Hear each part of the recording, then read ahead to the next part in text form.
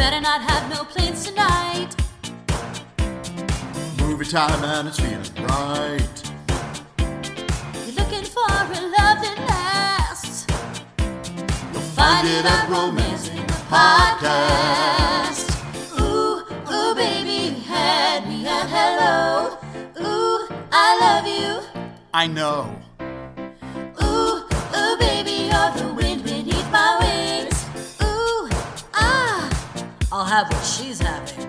Thank you for tuning into Romancing the Pod. You had us at hello. I'm Paige Wesley. And I'm your Jake Weiler Todd. And this week, Paige made us watch Not Another Teen Movie. So, Paige, when was the first time you saw Not Another Teen Movie? Oh, God, years ago. Yeah, same. This is one I have seen. Yeah. And I honestly probably watched it a few times in my youth. Oh, yeah. And not since then. I had seen it recently, so I knew some parts were not going to hold up to 2025 scrutiny. For sure, yes. Here's what I will say about that. In many cases, not all, many cases, the movie is actively trying to point out a problem in other teen movies. And to do that, it has to basically replicate the problem, right? Yeah, I would say that for some things, it does it and plays it like, see, this is you guys, Hollywood, doing this. Right. And that makes you the problem. Right. But they're actually like, they are doing the thing at a very heightened level as like satire, right? Right. There are Right. other pieces, and I'm sure you were going to say this, and I'm so sorry, Paige, but there are other places that are not. Yes. That are just like racist. There are other places that are racist, ableist, Yeah. any number of things. Yeah. And for some of them, had this been written by people of that race, I would excuse it because it would be their commentary on things they experience in the industry. This was not, this is mostly white guys. So like, Yeah. even when they are calling something out, the way in which they do it is maybe not the best always. So we'll talk about it. Be prepared. There is a lot of this movie that does hold up and is very funny, especially if you've seen all of the movies they reference, because they hit everything from the 1960s through the year before this movie came out. It's crazy. And that is an impressive catalog of references to fit into a movie that makes sense. I know. I literally wrote down, I was like, I'm going to write down every reference I see. Impossible. No joke, Paige. I was like 15 minutes in and I had 20 written down and I was like, I got to stop. Yeah. Because I know I'm missing some and also my hand hurts. There are times when they're doing duplicate references where they're layering two movie references on top of another for this, right? And that's fascinating and kind of hilarious as well. And there are even some things that are called out in a Scream kind of way that I think is very funny. Anytime a character, like multiple times, they'll do the plot point a teen movie would do. Yeah. And then they'll turn around and be like, and then explain what will actually happen in the movie because of the trope. And I find that funny every time. Well, like the Molly Ringwald ending, like where she's like stupid teenagers or whatever. Yeah, Stupid it's great. Fucking teenagers. Yeah, it's great.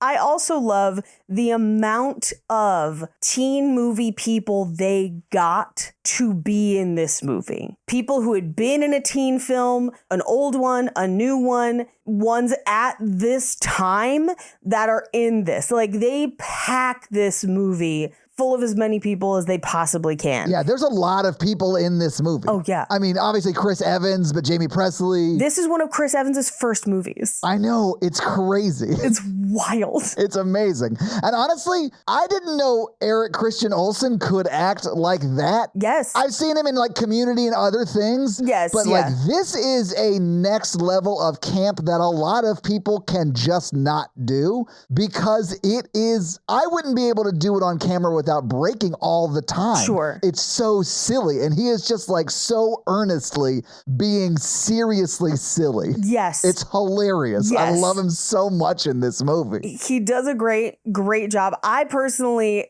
was shocked today by how hilarious I found Randy Quaid and had forgotten that Randy Quaid was in this. Good God, yeah. For Eric Christian Olsen, have you seen Fired Up? No. I'm not against it. I just haven't seen it. Yeah. You would fucking love Fired Up. Maybe that's our last movie of the month. I don't know. It's not really a rom-com. It's more of like a buddy sex comedy, but like, you know, If needs must. I mean, if we ever do Bromance Month, it could be your pick. That could actually, well, I have other way better picks that I would want, but if we did like a third Bromance Month, I would eventually get into Fired Up. I'll see you guys fall 2028 with Fired Up. It's coming to a podcast app near you. I was thinking about Fired Up today, and I was like, oh man, I can't fit it into this month. We got other stuff to watch. And I was like, well, listener request, they could vote for Fired Up. And there's no listener request on this show. And I was like, oh shit. Well, yeah, we got to fix that. We do. Because we got to let the fans hear Fired Up, Paige. We're working on it. Are you fired up? Yes, we're fired up. But right now, listener request is prohibidabidido. And so we won't do it yet. That's a Fired Up joke that you don't get because you're not as cool as us. I don't get it, and I seriously was concerned you were having a stroke for a second, but I guess you're fine. I was just warning people against doing the Fountain of Troy, the most dangerous cheerleading move on earth. Paige, I'm about to ask you a question to which I already know the answer. Do you know Jake's last name? My husband? No, Jake in this movie, Paige. Weiler, yeah, Jake Weiler. Yeah, because I thought it was Schrodinger, because he both did and didn't have sex with his mom and sister. Like, he gets put in sexual situations with his mom and sister, and then the movie cuts away from those scenes without him like revealing one way or the other how he was feeling about it. I do think we reveal the way for the sister because she says if she wins, you're mine, which implies that it hasn't happened yet, right? That, I guess, yes. She's being so blatant that it seems like it wouldn't be the first time it had happened, because she was like, I want you to have sex with me on the dance floor, which she is a little exhibition-y in the movie, so like maybe that is just like her thing, but like whatever. Well, so she's a mix of Cruel Intentions for sure, yeah. But also Anna Paquin's character from She's All That. So like she is both of those characters in the movie, which is how she gets the ending she gets or whatever. Because in She's All That, Anna Paquin like ends up with one of the art friends because she's like, I go to a school that's all girls, and is like sucking on her crucifix, and they're like, all right, tell me about it. So like it is both, but it really leans into the implied incest of Cruel Intentions.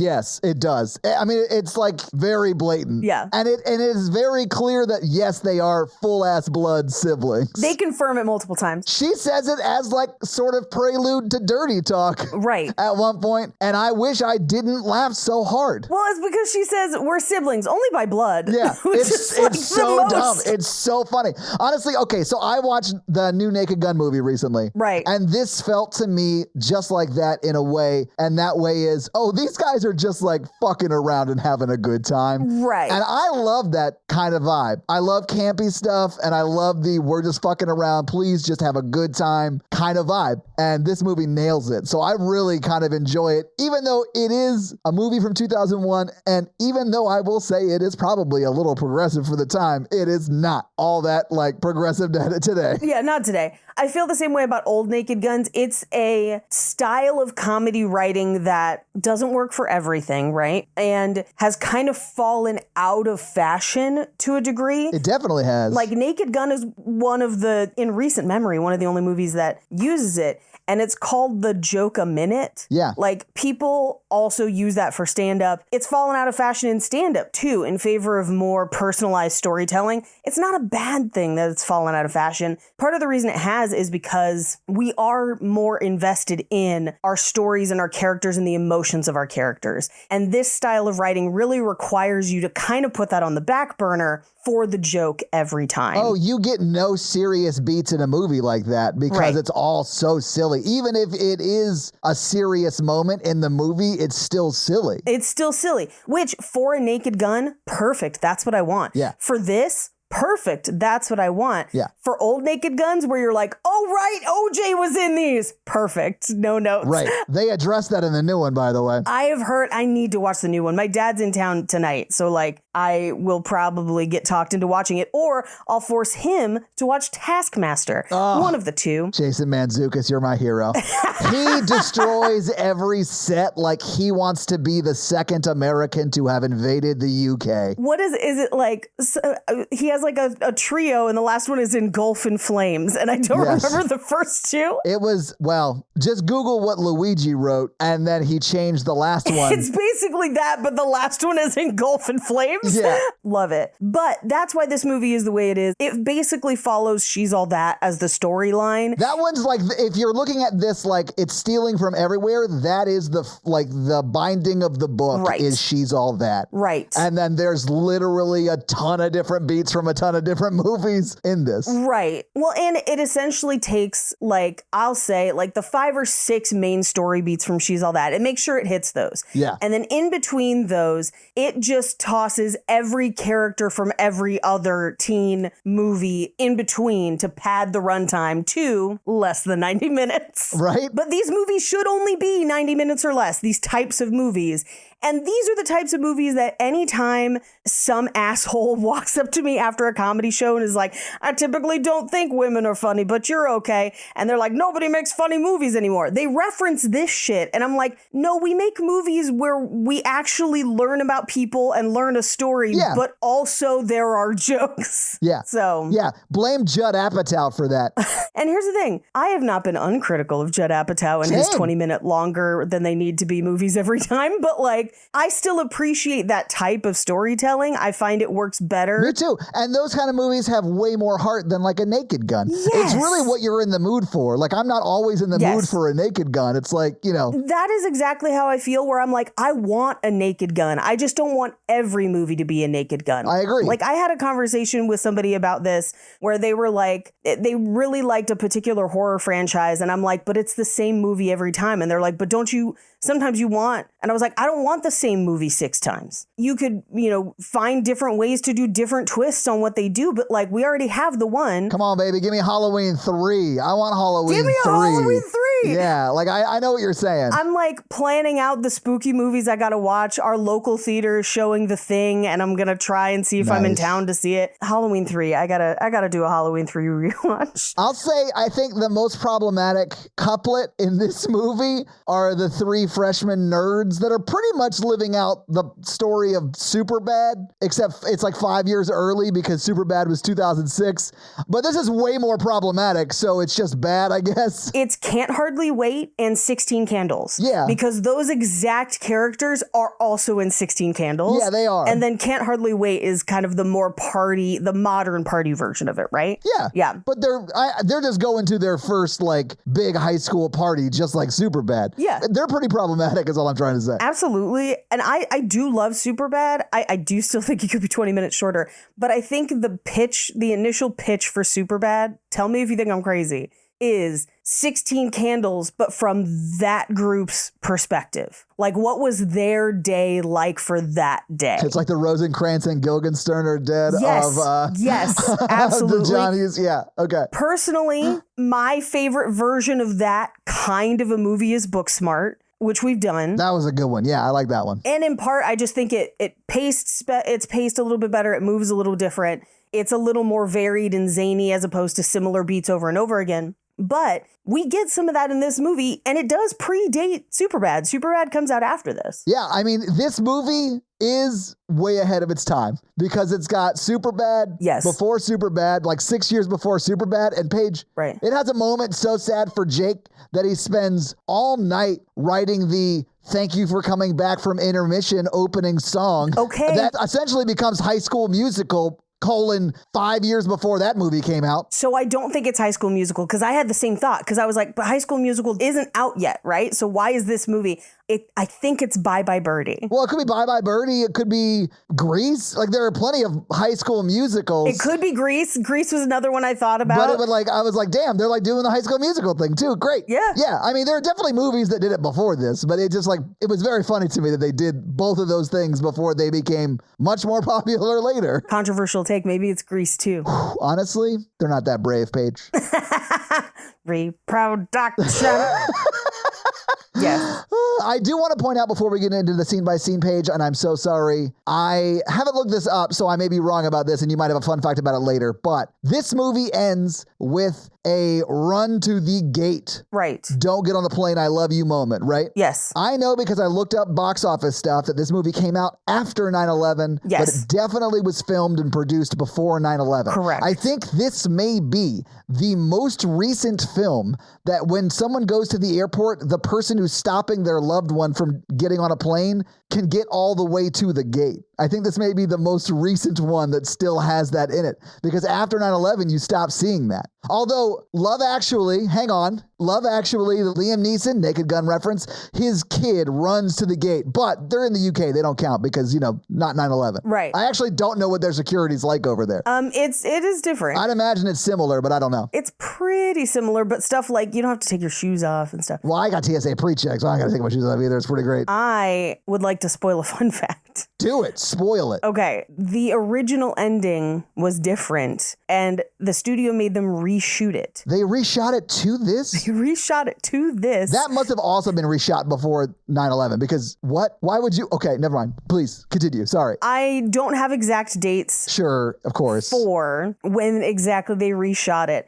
but given their production timeline, it seems very, very, very, very likely that it was shot almost immediately before 9/11 or right after. Wow, perfect. Yeah. I love it. That's amazing. Yep. I honestly, all I'm picturing now is that guy being like, I am appalled. No one's tried to shit on your chest, and then someone being like, hey guys, we got to take a break. We have an announcement. There's no good way for that to happen. Ask Dana Carvey.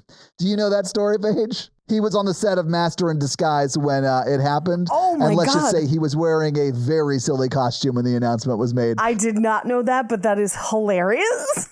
I will also tell you that I just found a fun fact that Prom Tonight is specifically supposed to be Grease. Yeah, okay. So that was their specific reference, if you're curious. I mean, it couldn't have been High School Musical : 6 years or 5 years before that movie Right. came out because the subtitle page. Right. But yeah, Grease makes sense. I can't really think of any other High School Musical that was before this. That wasn't a sequel to Grease, but I bet there were plenty. I just can't think of them. There were, that's why I was thinking Bye Bye Birdie, because it sounds kind of like Bye Bye Birdie, and a lot of the characters in Bye Bye Birdie are in high school, even though it's not technically a high school musical. So songs happen at the school. Yeah. But yeah. Because that's where the kids be. But Paige, maybe we should just go through this movie scene by scene. Let's do it. We open on our main character, Janie Briggs, watching She's All That. Now, I'll cover this in fun facts, but they had a hell of a time getting any of the rights to show any of She's All That. The people who made She's All That were not happy that this movie was being made. I mean, it is kind of if you want to say a direct spoof of any movie, it's a direct spoof of She's All That. The most direct spoof of She's All That. Which is 20%. It's just all the other percents are 1 to 8%. Right.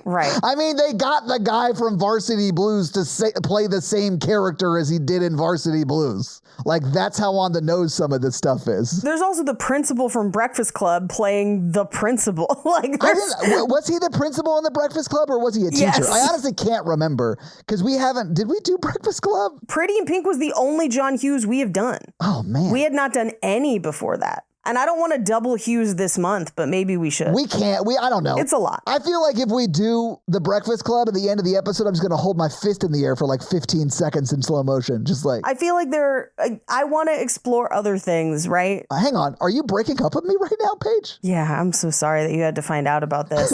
But I passed you a note in homeroom and you circled maybe instead of yes or no. And so I actually wrote maybe and then circled it.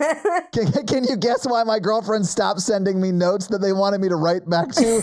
He keeps writing engulf in flames and circling it. But let's get into what is getting into Janie. Let's get into what's getting into Janie. Yeah. This is a combination of 16 Candles and American Pie.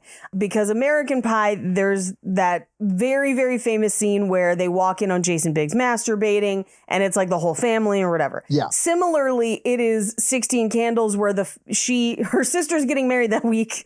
So the whole family is staying with her so she she's like sleeping in her brother's bedroom and whatever, and just has no privacy, and it is her birthday. There's a lot going on. It's a hat on a hat in the best way possible. It's a hat on some stilts on another hat, holding up a hat rack with multiple hats. All spinning plates.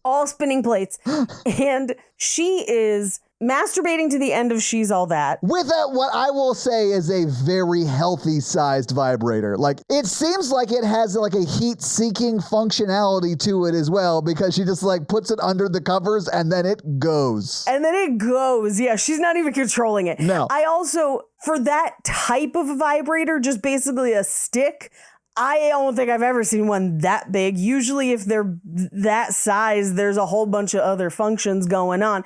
But like, it's a lot. And then when it comes out, because essentially everyone comes in, and first it's like dad, brother, grandma and grandpa with the cake, Father O'Flanagan and the orphans. Yeah. So it's her immediate family, her grandparents, her church community. Right. It's like everybody. And then she finishes because the dog is trying to pull the blanket off, and it's all too much. She finishes, and I assume kegels that thing out. That's what happens, yeah. Because it flies and lands in the cake, and it is flopping everywhere, and that's the beginning of the movie. That, my friends, is what we call in the biz a cold open. Yeah, well, I think it warmed her up a little bit. It definitely did, Paige. She finished, which you can be into what you're into. But if you're into your immediate family, your grandparents, your church community, and your dog ripping your like blanket off of you while you finish, and that's like what gets you there, that's a bit much. That's a bit much.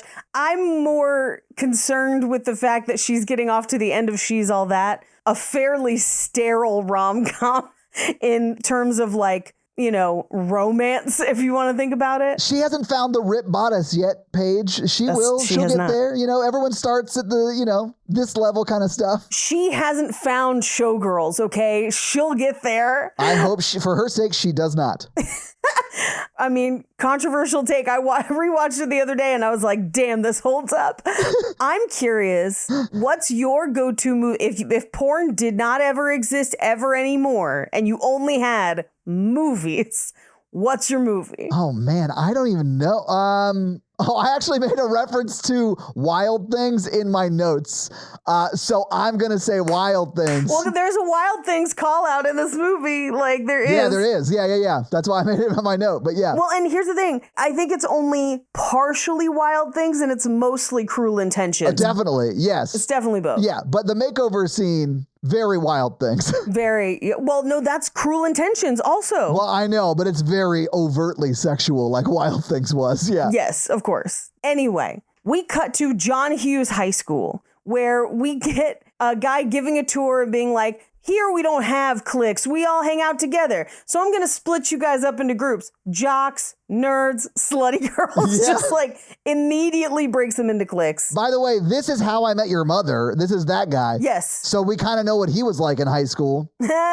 My favorite is if you look at the jocks, their Letterman jackets spell out jocks. Yes. As they're standing next to each other. There's a ton of things in the background or overheard in this movie that are equally as good as the main joke on the screen. Hysterical. And that's one of them. Every football player that is not actively on the field, their like name on the back of their jersey says extra. Yes, except for two on the opposing team that say tight end and very tight end. Yeah, this movie is just effing around, guys, and I love it. It's just fucking around. I want to say that the like Rudy stand-in, I think says like inspiring or something. Yeah, I love when they're like, I think we should give it to the Rudy stand-in, and the guy's like, what?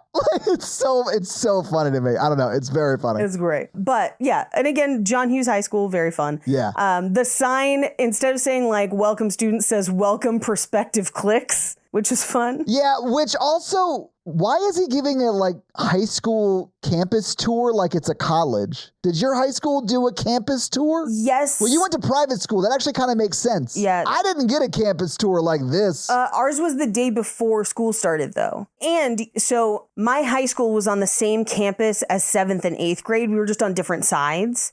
So, like, if you had started there in 7th grade, you got your tour in, like, 7th grade. Yeah. And if you came in as a freshman, freshman, you could get your tour like the day before school started. But if you were like continuing through, you just didn't have to go. Yeah, of course. But yes, I did get a tour, but it was like 10 people. Yeah, I think my tour was 400 people. Like it was just like the entire class. That's like my college tour was like that. Yeah. Anyway, I thought it was funny. Hilarious. But this is where we meet all our respective groups, including the nerds who are like, we need to start dating because that's their only motivation in the movie. I've been there. And one of them is her brother. They're like 14. Yeah, I get it. Yeah. But this is as their dad, Randy Quaid, is dropping them off at school. Oh, and she's reading the book, How to Make a Rebellious Statement by Ignoring Boys. Yes. And then is like, I don't date. I love her books. Oh, her books are hilarious. They're so funny. And it's like the rebellious book series or something because all of the titles have the word rebellious in it. It's so funny. It's not even just her. Any character who reads a book ever in this movie, the cover is detailing their inner motivations. Yes. Yeah. Hilarious. Because at one point, she and the Ducky stand-in, Ricky, are reading books next to each other on a bench. And hers is like, how to get the popular boy while still being the rebellious girl making a statement. Yeah. And his is how to get the girl who's dating the popular boy, but still trying to make a rebellious statement to like you. And it's like... Yeah.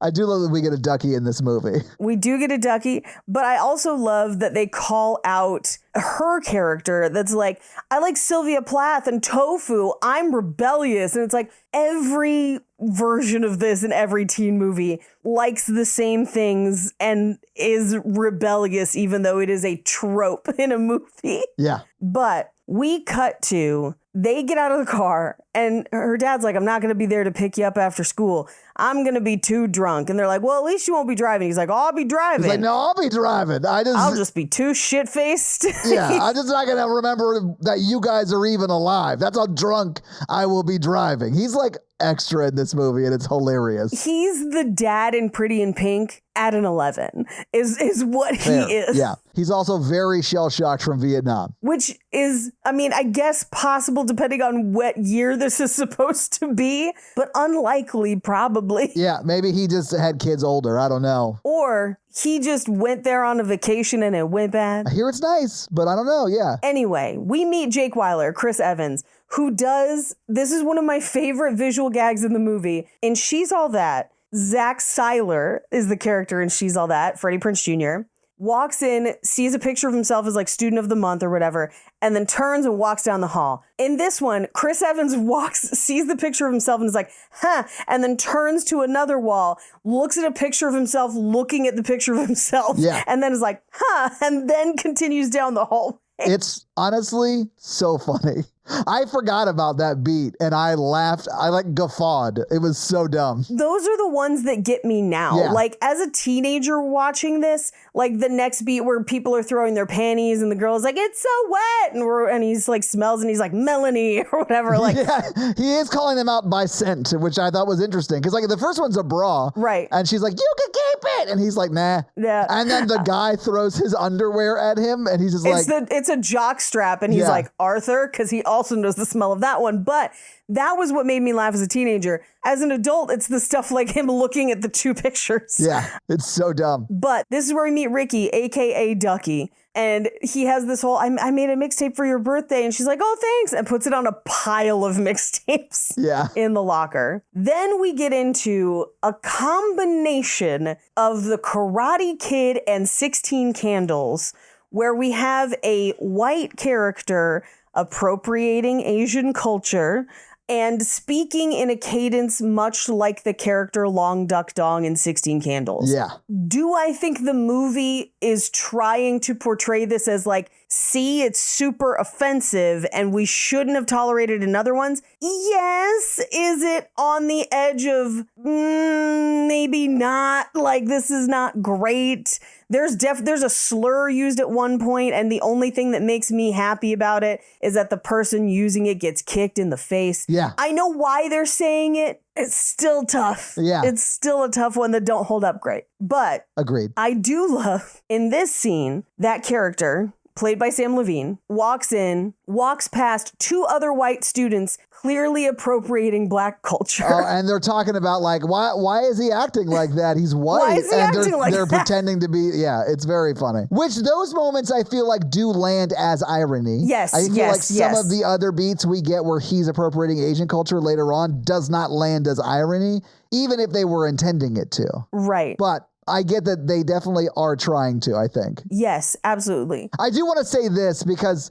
when we're in the hallway and we're seeing like the three nerds and they're talking like, Yes. how are we going to lose our virginity before graduation? I think is what they say. And in the voiceover, Sex club meeting on the back lawn in 5 minutes. like literally, like it's just voiceover. So like when they shot that scene, it was just them saying that and then 5 seconds of silence as they walk down the hallway because they had planned that joke. So good. So like that lands to me funny twice because I think how absurd it would be in the moment to shoot that. Yes. And also the joke is hella funny because they're like, The joke is hilarious. yeah, they're like, how are we ever going to have sex? And the voiceover's like, go outside right now, morons. Anyway, we find out that Janie's younger brother, whose name escapes me, is obsessed with Amanda Becker, played by Lacey Chabert. Yes. Yes. His name is Mitch in the movie, but it's Cody McManus in real life. Yes. I was trying to see if he had done anything else, and it does not look like a ton of other big stuff. He did stuff at the time, not as much since. Yeah. But my favorite thing about Lacey Chabert's character is that every time she enters a room, it's slow motion, it's music, she gets her own entrance.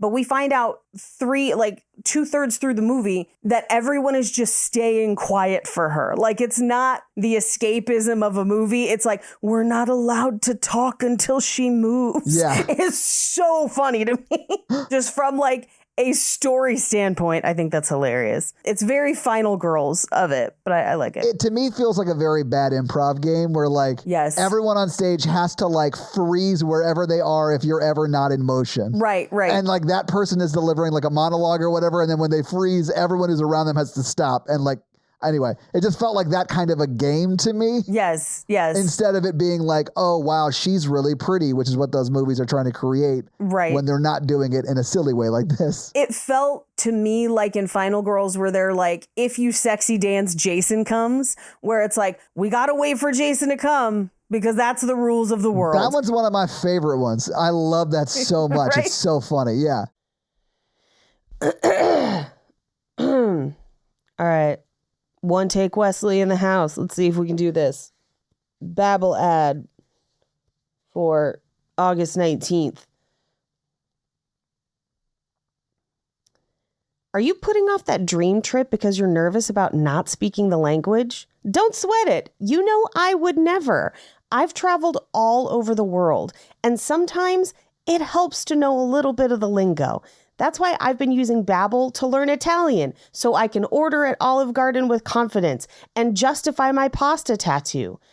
But you could use Babbel for learning any language. There's over a dozen languages available to learn at your own pace, so you can achieve your goals with material tailored to your individual proficiency level, your interests, and your time availability. You can start speaking a language with confidence thanks to Babbel's So much for that one take. I'm sorry, bro. You can start speaking a new language with confidence thanks to Babbel's conversation-based technique that quickly teaches you useful words and phrases about the things that you actually talk about in the real world. So, hold on. Sorry, this script is so crazy long. Let's see.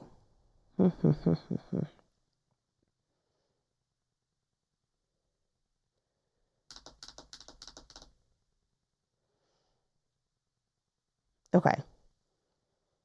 Babbel has a ton of different ways to help you get proficient in your new language, including engaging in interactive dialogue to practice conversation skills right away. Bonjour, nice to meet you, Belle. As well as speech recognition to make sure that you're getting the pronunciation just right. That was bonjour. Personalized review systems to... They also have personalized review systems based on your progress and designed for long-term memorization. You want to remember that it is cucumber, not cucumber, just so you don't embarrass yourself. And they also have Babbel games for sentence building and spelling reinforcement. because you know you got to spell right, baby. They also include culture bites that deliver content and insider knowledge about the language. Maybe there is a term that means two different things depending on who you're saying it to. Babbel's got you covered. It also helps you stay motivated to learn a new language because it has real-time feedback, progress trackers, and handy visualizations. In only 10 to 15 minutes a day on Babbel's mobile app or website, you could be speaking a new language in just a matter of weeks. Let's see.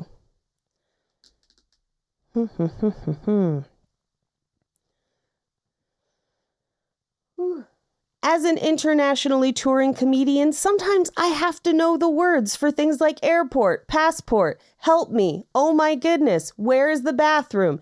And Babbel helps me every time. Whether it's Spanish, Italian, French, English, or, hold on, there's a whole list, sorry. Whether it's English, German, Spanish, Italian, French, Brazilian, Portuguese, Turkish, Polish, Indonesian, Turkish, Polish, Indonesian, Dutch, Norwegian, Danish, Swedish, or even Russian, Babbel has you covered. So, if you want to learn another language like I am, I'm teaming up with Babbel to give you 55% off subscriptions, but only for our listeners at babbel.com/romancingthepod. Get up to 55% off at babbel.com/romancingthepod. Again, that's spelled BABBEL.com/romancingthepod. I hope you know how to spell Romancing the Pod. You're listening to it, but just in case you don't, that's babbel.com/ROMANCINGTHEPOD. Rules and restrictions may apply. There is no way that there's not enough content in what I just gave you to cut together something for a minute. Apologies if it's harder to edit. Let me know if you need more. Okay, bye. But back to this movie, we meet the other jocks that Chris Evans is hanging out with. Eric Christian Olsen as his popular friend. He's the Paul Walker from She's All That. Yes. And then we have Reggie Ray, his friend who is getting multiple concussions, who is, I believe, the fry cook from Good Burger. I could be wrong, but he very much looks like that guy. Let me confirm it right now. His name is Ron Lester. He was Spatch in Good Burger. It was his first movie. Yes. His second movie was Varsity Blues. So, he had a pretty good late 90s. Oh, yeah. I've never seen Varsity Blues. Paige, you've seen this movie. You've seen Varsity Blues. The only difference is it doesn't hit him in the face when they play the Foo Fighters song. They win. And now you've seen Varsity Blues. Great. Also, Paige, in that moment, if he had thrown it and instead of hitting this guy, the guy we're talking about right now, Richie Ray in the face, if it hit the pig who was also on a stretcher in the face. Sausage the pig. So hard. I don't want to see a pig get I don't want them to actually hit a pig in the face with a ball. But It's pig skin. Yes. Obviously, you would think it would hit the actual human, and it would be so funny to see a pig also on a stretcher get hit in the face with pig skin. I'm sorry. So good. And then their additional friend is Malik, played by Dion Richmond. And this character, I see what they were trying to do. Yeah. It is occasionally more successful than other. Sometimes it is, sometimes it isn't. This character, I'll burn a fun fact, is based on a real person. And obviously we know that because we have seen a bunch of these teen movies. Yeah. But this character is reportedly based on actor, writer, director Jerome Elston Scott. Really? Yes. Okay. In the late 90s to early 2000s, could be seen in a plethora of teen movies, almost always playing the same character. The only one that he's not playing this character exactly is She's All That, because in She's All That, it's a Dule Hill. But he is in She's All That as a side character, as well as Can't Hardly Wait, I Still Know What You Did Last Summer, American Pie, Whatever It Takes, which we've also done, Freaks and Geeks, Roswell, Buffy the Vampire Slayer, Popular, and Undeclared. Within a sequence of literally 3-4 years, he's in all of those movies as a character like this. That's crazy. So it is very, very likely that that's who this character is based on. And the character in this scene literally says, I'm just here so that the studio can justify that this is diversity. Yeah. And I am only given the following lines. It's like, that's whack, damn, and like one other. And literally for the next act and a half, that is all he says in varying like sequence. Yeah. And he does eventually get other lines, thank goodness. But like, it is one of those things where it's like, you are right, this is a problem. And I feel like we are trying to satirize something bad about the industry. I understand why you're saying this. In some scenes, it plays better than others. In some scenes it does. I really love that they like nail the white apathy moment with Jake, because he's like, you know what, man, it is wrong. And he like has that like learn something at the end of the movie moment, which is also a trope. And I love that was sort of also baked in. Right. And then he starts to respond talking about like what it's like to be in that situation where you're forced to play this or whatever. And he just like tunes out and kind of walks away. He just walks away from him. It's so funny to me because it's like, it's satirizing real life in a way that like hits the sad, funny bone, if that makes sense. You're like, oh, it is. Right. It is terrible like that. Yeah. Yeah. It's like one of those laughs that ends in a horrifying realization. Yes. I'll highlight it when we get to it. There's a scene that I think works the absolute best for what they're trying to convey with this character. And we'll talk about it later. Okay. But this is where we also learn that Spatch, aka Reggie, can only have 5 more concussions. Oh, and he gets one in this scene. Because he just passes out and falls over. Yeah. Well, because someone hits him in the face with a locker, and then he passes out and falls over. Yeah. The locker gives him the concussion. Yes. But very quickly, we meet Jamie Presley, aka Priscilla, who is the mean girl character from She's All That. Yeah, she's the Regina George. Yeah. Yes and no. Well, she's also from the cheerleading movies too, right? So there's also that lane of it. Yeah, because Mean Girls wasn't out yet, right? So it's She's All That and Bring It On. Yeah. And her storyline is a lot of Bring It On, but also I believe it's American Beauty with the bag that's beautiful. Oh, that is, yeah. Yeah. But so she's like she's leaving Chris Evans for a guy she met on spring break, who is the guy filming The Bag That's Beautiful. In She's All That, it's Matthew Lillard that she met at MTV Spring Break, and he was a cast member on Real World that like offended people with his farts and got kicked out of the house. That's one of my favorite weird subplots in that movie.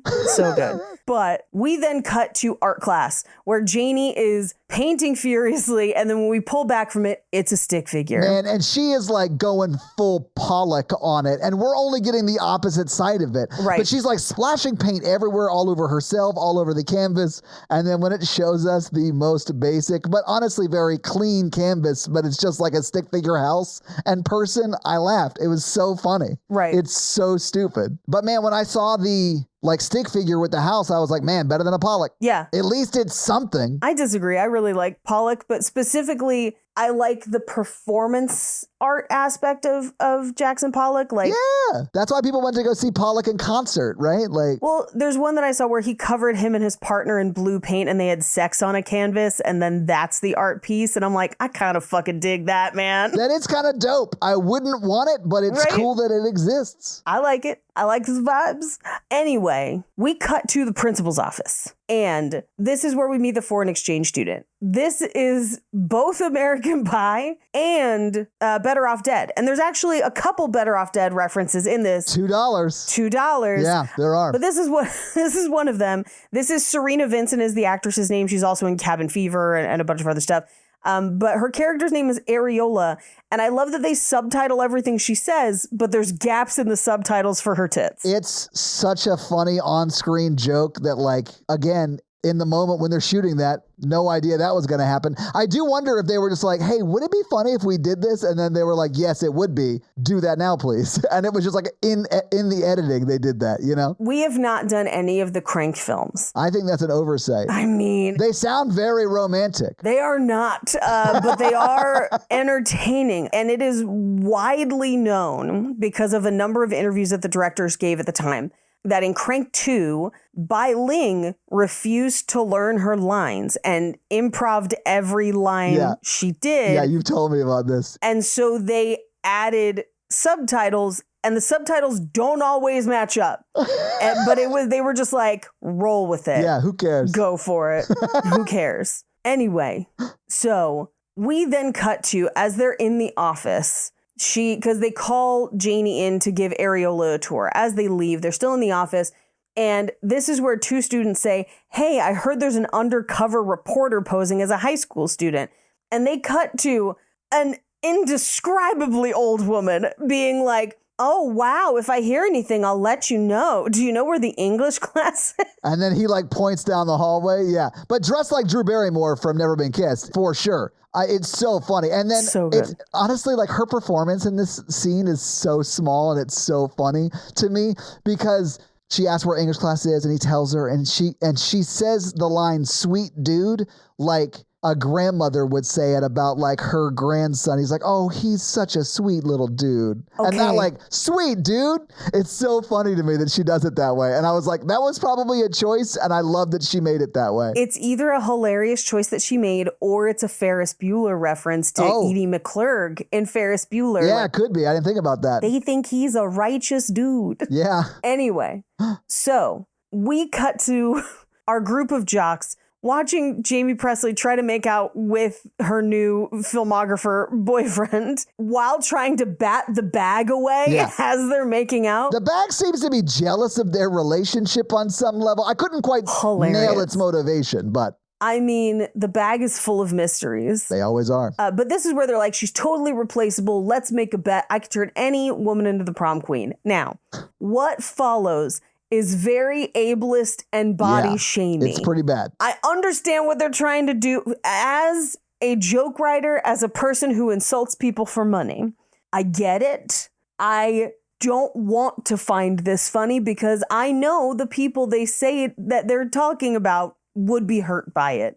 The goal of the joke is for them to demonstrate a number of people who societally would be much harder to get voted in as prom queen because of societal beauty standards. There's a lot of preamble on this. There's so much preamble, but yeah. That's what they're trying to do. Yes. The way they talk about these women undercuts that a bit. Exactly. Undercuts it because the first girl they point out has a spinal issue, so she is kind of hunched over.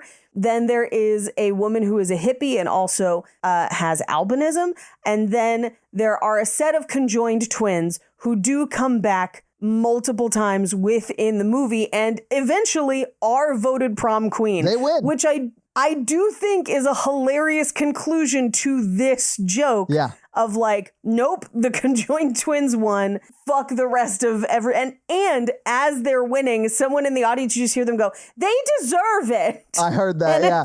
Honestly, Paige, I was so glad it was a tie because like if only one of them had won, but they had both been up for it and now, you know, Jake has to dance with both of them, one of them being livid because they didn't win. I mean, I find TLC to be largely exploitative of many of the people they feature on their channel.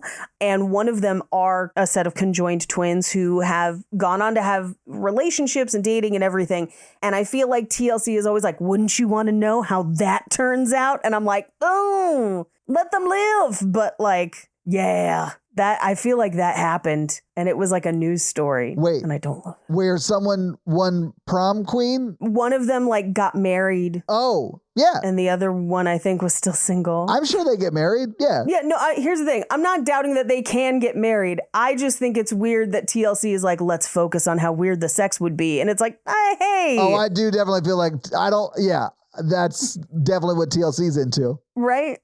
Is there like a hole in a sheet? What is it? How do you guys not see what's happening over here? Like I don't know. And as much as my curiosity is getting the better of me, the adult inside me is like, hey, that's their business. Yeah, man, I could not care less about that at all. It's not something you need to know. You're not involved. I guess I understand the natural curiosity of it all, but like I could not care less. Right. Have at it, guys. As long as everyone's having a good time, I'm great. That's great. Ultimately, what pointing out all of these people serves is when they finally point out Janie, she is conventionally attractive. She is what society would call attractive.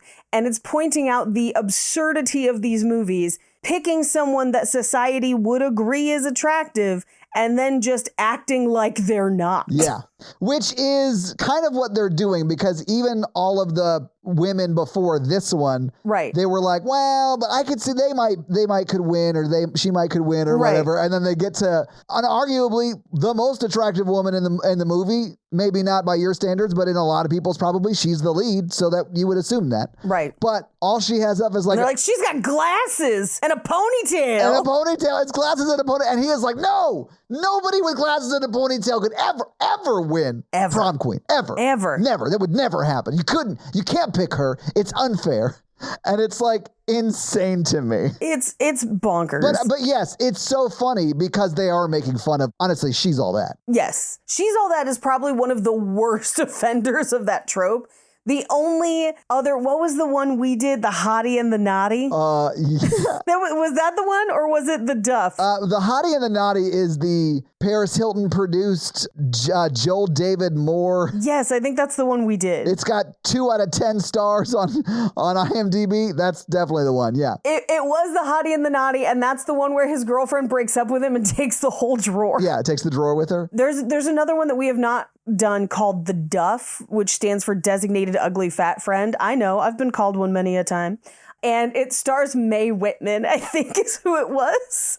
A person who is conventionally attractive and not at all plus size. Isn't that great when they do that all the time? Woo! Oh, sorry. I just pulled up the poster for it. Yes. And I can't tell which one's supposed to be the ugly fat friend. It's because they didn't. Can I tell you the worst version of this that I have experienced directly in my life? Please. Okay.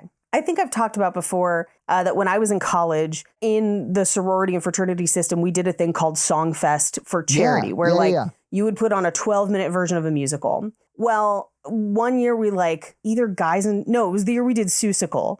And we fucking crushed it. Of course. But that year, Theta did Hairspray. Those bitches. They did not have any plus size women. Oh. So they put a skinny girl in a fat suit.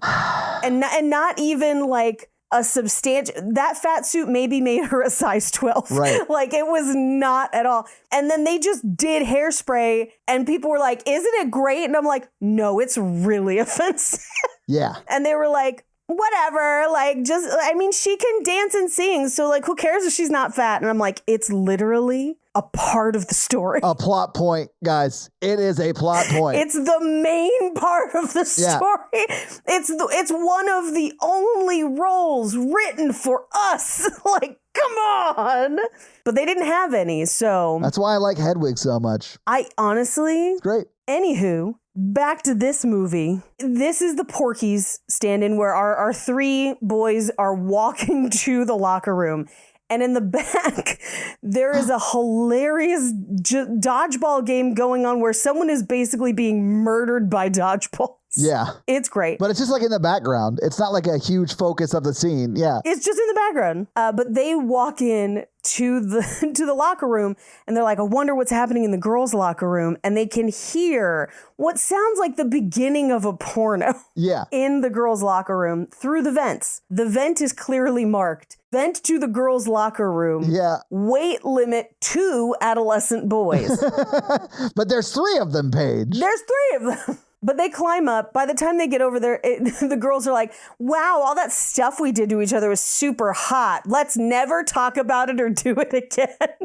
As they're leaving the locker room. Yeah. So they crawl further to look into the girls' bathroom, at which point they are being sex pests and I would say non-consensual voyeurs. Yeah, they're legit peeping Toms. This is illegal. Yeah, you could go to jail for this. And you should. Yeah. But this girl is having some gastrointestinal distress. Yeah, she is. While that's happening, in this multi-floor high school, our high school was single story, so I am unfamiliar with this whole stair situation. I've never been on stairs in a high school, so I can't really empathize. My school had 3 stories, and interesting. And the seniors at my high school would sell elevator keys because they would say that that's the only way to get to the pool that's on the 4th floor. How many did you buy? I had a brother who was a senior when I was a freshman, so 1. But he told me afterwards it was a gag. He wouldn't give me my money back, though. Well, It's them street smarts. And it wasn't my senior brother. Oh. As a dumb kid. I mean, hurt people hurt people. I imagine that brother sold you the key he bought freshman year. Probably. But on the floor below them is the English class where our Never Been Kissed stand-in is like ogling and making sexy kiss faces at the teacher. Yeah. But also, we get our 10 Things I Hate About You moment where Ducky/Ricky gets up and is like, here are 10 things I love about Janie. It is the 10 Things I Hate About You poem beat if that scene got slapped with the biggest Uno reverse card. Right. Because instead of Julia Stiles reading the poem, it's Ducky reading a thing about how much he loves Janie, and Janie's just got this real like dead eye glaze over her face, like she could not care less. Not even paying attention. Yeah. She looks like a shark. Yeah. She like just doesn't care. It's like, I can't wait for school to be over. As that's happening, they crash down onto the girl on the toilet. That toilet crashes through into the English class, spraying everyone with poop. It's a lot of poop. It's a lot. I think you're going to make fun of me. Okay. Genuinely, this is one of the best edits in cinema history, Paige. Tell me everything. It hard cuts from 4 people, covered in what I would estimate is about an hour's worth of shit output at that school. Yes. Just like covered in that amount of human feces. Uh-huh. And then it cuts to a close-up of warm, moist, sloppy Joe meat. Yes. Yes. And it's yes. literally just the best singular cut I've ever seen. It's so gross. I was like, oh, God. It's that same girl. And they're like slopping it onto the plate and she's like, and the other guys are like, like that's immediately gonna go right through you, girl. Wait, hang on. Is that the girl who wants someone to shit on her chest? And is this where that formed? Okay.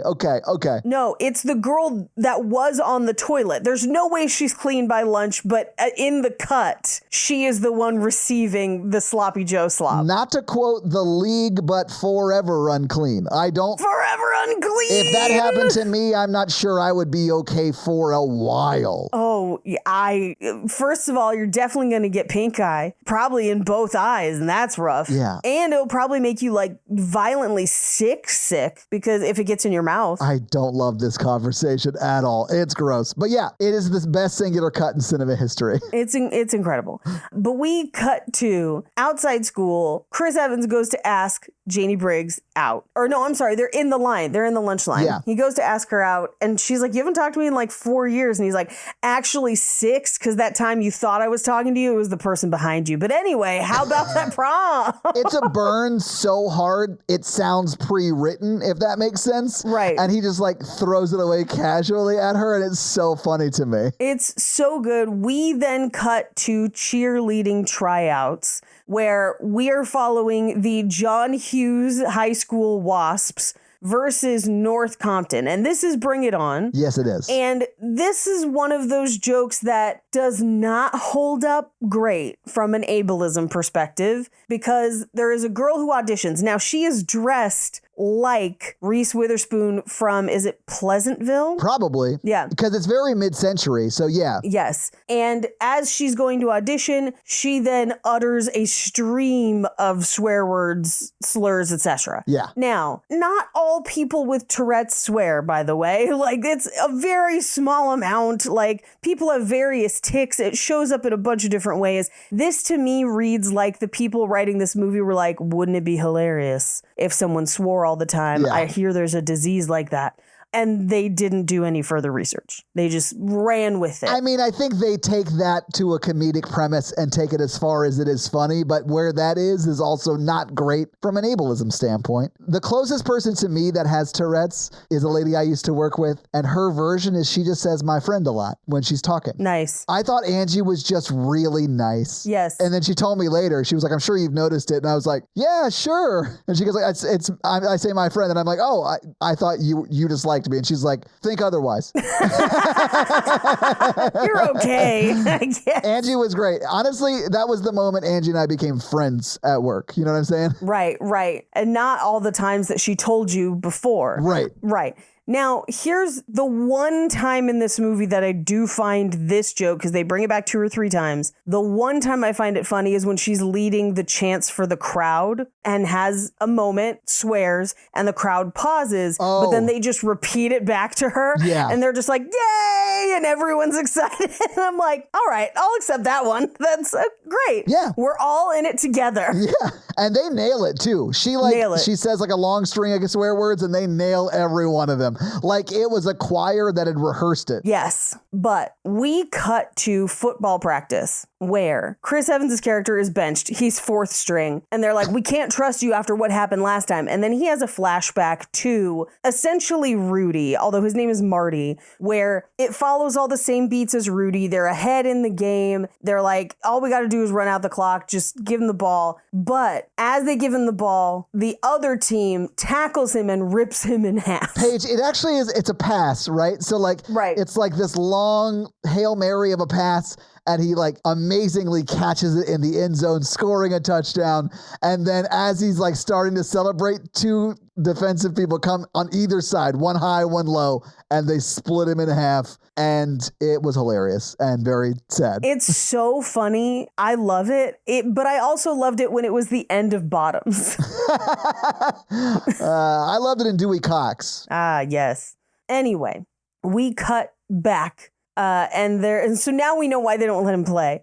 But he doesn't get to go in for practice. The movie moves on. We cut to the Breakfast Club, where those 3 nerdy guys are now in detention because they destroyed the vent in the girls' locker room. Yeah. And this is essentially that scene from Breakfast Club where the principal is essentially just going after Judd Nelson. Like, how about another detention? How about another one? Another one. You just got another one. And they just play it out even longer. And then as he walks away, he's got the toilet paper on the back. It's not just toilet paper. It's like the toilet seat whole cover. Seat. Yeah. Yes. And that library that looks exactly like the Breakfast Club one. Like it is, yeah. Their set deck did an incredible job to the point where I was researching if it was the same one and I could not confirm. It does look remarkably like it. I think it was a little bit smaller. It is a little smaller. If you said in Fun Facts it was the same one, I'd be like, okay. Yeah. Because it looks so good. Yeah. We cut to Chris Evans has gotten home and his dad is hanging a Princeton banner. And this is where we get the I don't want your life.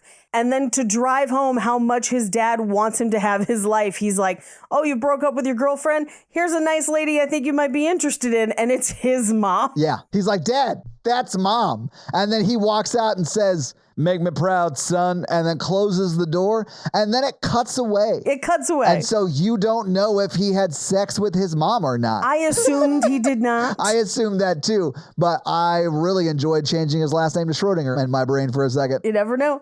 We then cut over to Janie Briggs' house where we have what should be the scene from 16 Candles where her dad finds her sitting up at night and she's like, well, everyone forgot my birthday. And he's like, oh my God, I'm so sorry. And she tells him about having a crush on Jake at school and this whole thing. Yeah. And they actually have a really, really sweet conversation where he's like, you're great and you're going to find the right person. And when that person comes along, they're going to appreciate you for you because you're true to yourself. And it's like a very sweet, great scene. John Hughes has a weird knack for writing in scenes like that because Pretty in Pink has a similar one as well. Yeah. But in this one, it's Randy Quaid who's like, oh, damn, he knocked you up, right? No? Is it because you're getting fat? And you're like, it's like every wrong thing a dad could say. Yeah, he's more or less saying the worst thing he can and giving the worst advice he can in the nicest way. Yes, in the tone of friendly, sweet conversation with a dad. Yeah. He's like, yeah, maybe you should start fucking the popular guy so they stop putting bags of shit on the porch. Yeah. And you're just like, oh my God, what? Which I think is a reference to Can't Buy Me Love. Oh, shit, it could be. Yes, you shit on my house. Yeah. Yes, Can't Buy Me Love. I think that also happens in Never Been Kissed with Josie Grossi. I don't remember it, but yeah, that definitely could happen in that. I know for sure it happens in Can't Buy Me Love. Yeah. Anyway, she's like, thanks for the advice, Dad. That's what I'm here for, pumpkin tits. And he just walks away. Literally calls his daughter pumpkin tits on the way out of the room. Yeah. He's literally just biding his time until he gets to fly a fighter jet into a spaceship.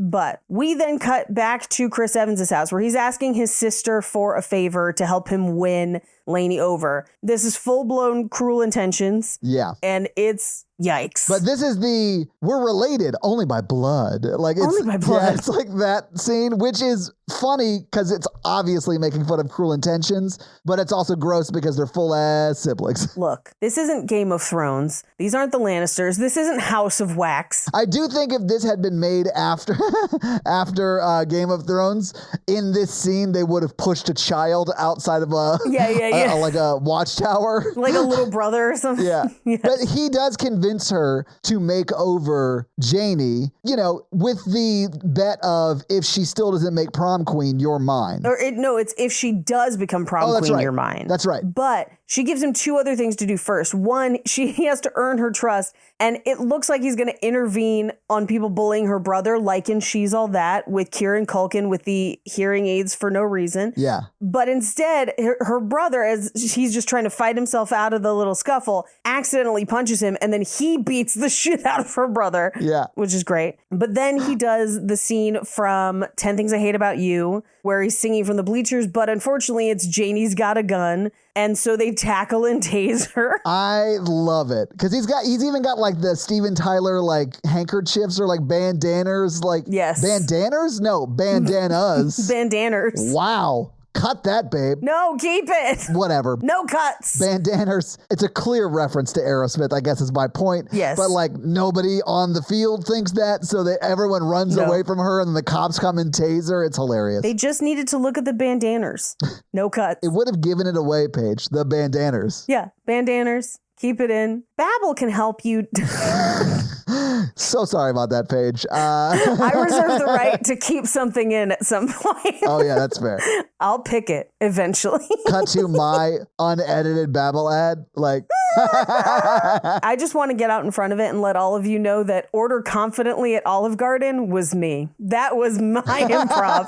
That was not written down. I just said that. Paige, they knew that already. Well, now you know for sure. Yeah. But she comes over to his house and is like, hey, yeah, I got tased. I really would hope you'd leave me alone. And he's like, hang on just a second, I'm going to get a snack. And he comes back with, and I think it's Varsity Blues with the whipped cream. It is, but it's a woman character. I think it's, is it Ali Sheedy? Hang on.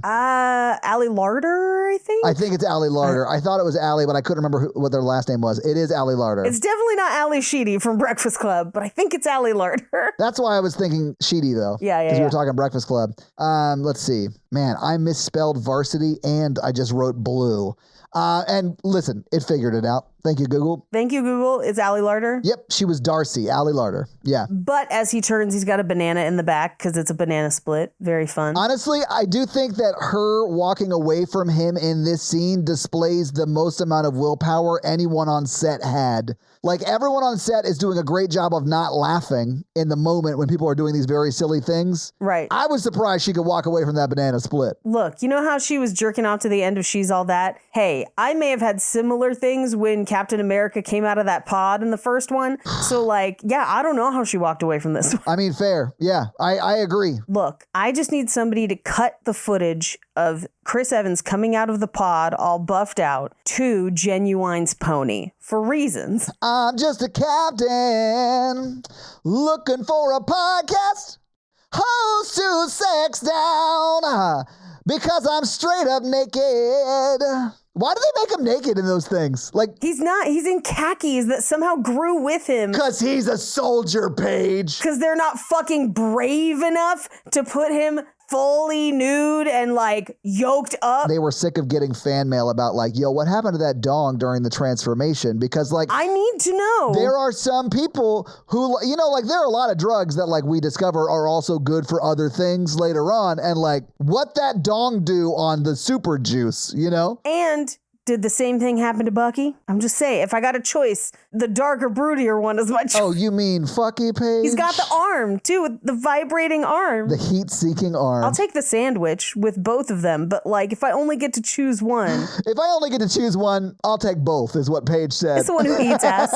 Anyway, we get a cutaway to the kid in school planning a going away party, and it is scored to that song from the end of Ferris Bueller. And they're like, no parties while we're gone. He's like, yeah, right. Yeah, put the keg over there. And he's clearly setting up for a huge party. And they're like, all right. hi. I mean, he tells them to their face, and they're like, that's my boy. Yeah. It's so funny. Amazing. But this is when his sister comes over to give her a makeover, and all she does is take off the glasses and the ponytail. I think it's so funny, though, because they make a meal of it. Like, it's so sexual. And then after that, like, wild things, just taking the ponytail off and removing the glasses, it smash cuts to, like, her looking at her creation. And she's just like, that's it. I'm a genius. And I love it so much. Well, but then we get the walk down the stairs moment, and it's like to the same song, everything. Everyone's like, oh my God. And then she falls through the stairs. Yeah. And my favorite part of it is Chris Evans's reaction, because this is his first feature film, right? So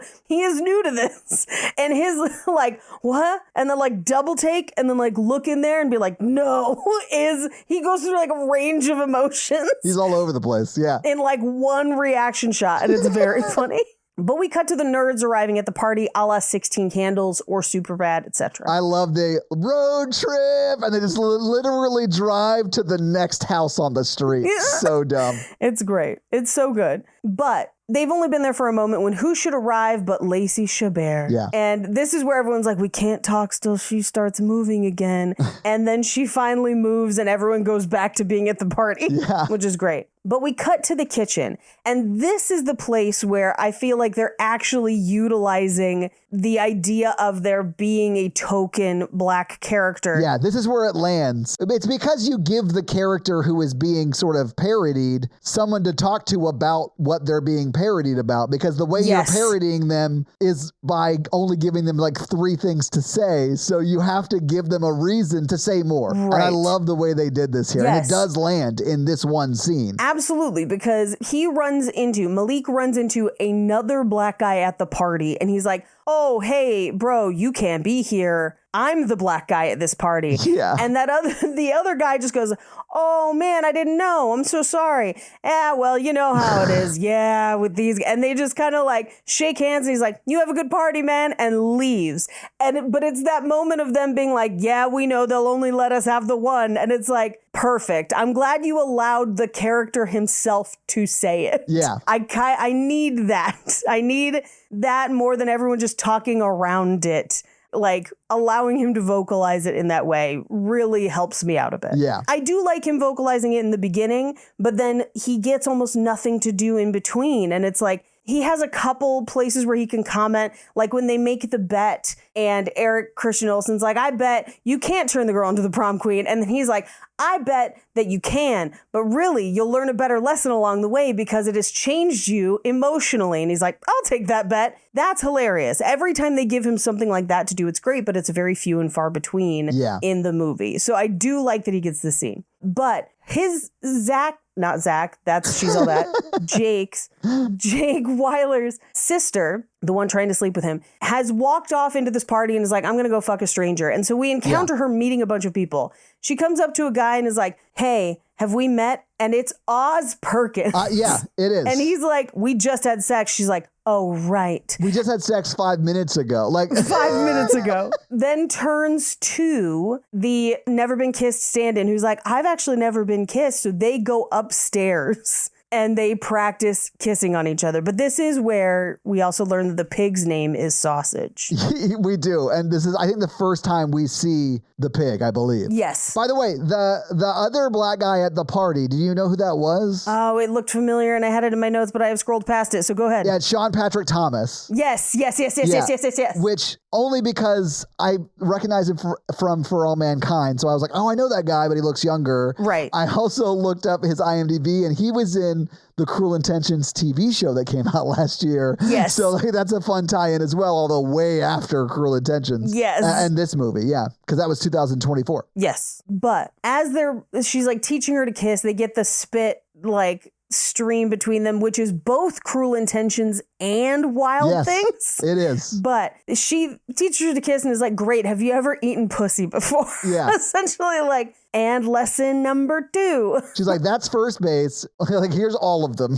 Here's home plate. Yeah. We cut outside to where Janie is now jumping in the pool, yelling, I am a unique rebel, which I think is hilarious. But we reveal that she has had non-alcoholic beer. But the cheerleaders come up and they do the she's all that thing like, oh, you should really be more careful with silk. Did I spill something on your dress? But they all have just bottles of Evian water and she's already soaking wet. Yeah, because she just got out of the pool. Right. And everyone in the audience, or not the audience, but like the party is like, oh my God. And then you hear someone go, that's gonna stain. And it's water. They're pouring water on her and she is soaking wet. It's so dumb. And then she like, are you gonna cry? And it shows her face also soaking wet. So like you wouldn't be able to see the tears really. And then she does start to cry and run away. Well, but she overdoes it. Because if you remember from She's All That, the whole thing is Rachel Lee Cook being like, I'll never let them see me cry or whatever. Yeah. In this one, she's like, and runs off one side of the screen, decides she can't get out that way, runs back across the screen and around the other side of the pool to leave. All while sort of trotting and crying. Yes. She's doing that like, this is as fast as I'm allowed to run because we're by a pool and the lifeguard will yell at me if I go any faster. It's like that kind of run. Absolutely. But this is the first time we see Slow Clap Guy, where Melissa Joan Hart is like, hey man, you can't just start a slow clap whenever you want. Like, this is not the time. This moment isn't about your clap, all right? Right. But we cut over to Janie's house where she's painting in the basement and it looks exactly like She's All That, except it is a hilarious stick figure. And I do love that Chris Evans walks up and is like, is that your mom? You have her eyes. And they're just like circles with dots. It's so funny. But also like, isn't it a picture of like a mom stick figure and a little daughter stick figure? Yeah. And their eyes are the same, you know? So they like, are the same. He's not wrong, but it's so funny. It's so dumb. It's so dumb, but she tells the story. And because I had kind of forgotten where this gag goes, I wondered if it was a Gremlins 2 reference where she tells the story of her dad getting stuck in the fireplace and they just ignore her. But no, she's talking about her mom going to get a Betsy Wetsy doll. And this is one of my favorite line deliveries Chris Evans gives in this movie where he's like, yeah, I remember them. You'd hold the doll and it'd piss itself all over. It's just nuts. Yeah. He also reveals that he walked into her house because there's just a hole in the side of it.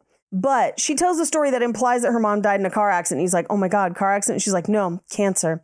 Anyway, I really want to go to art school in Paris, but I can't afford it. And he's like, oh my God, what a coincidence. My parents give a scholarship for people who want to go to art school in Paris and can't afford it. And she's like, oh my God, really? And he's like, yeah, we gave it to this Mexican finger painter. You'd love her work. And I'm just like, it's so callous. I love it so much. But he doesn't realize like that is her dream being crushed. He's just like saying like, oh man, you'd love the work. Yeah. It's amazing. So good. And listen, I think that's dicey. Like anytime someone fails at painting, history shows that person, listen, maybe it's causation, correlation. We should look into it more. I'm just saying studies should be done. Here's something crazy I'm going to say. I feel like Donald Trump may have broken the pattern on this one because I don't know if you've seen that dude's doodles, but they're kind of cool. Like he could maybe draw. And I'm like, you shouldn't be able to do that. That's not allowed. Not for people with your sensibilities. I mean, okay. You're supposed to fail at drawing dwarves before you invade a country. Yeah, sometimes depth perception is a better skill than invading a country, I suppose.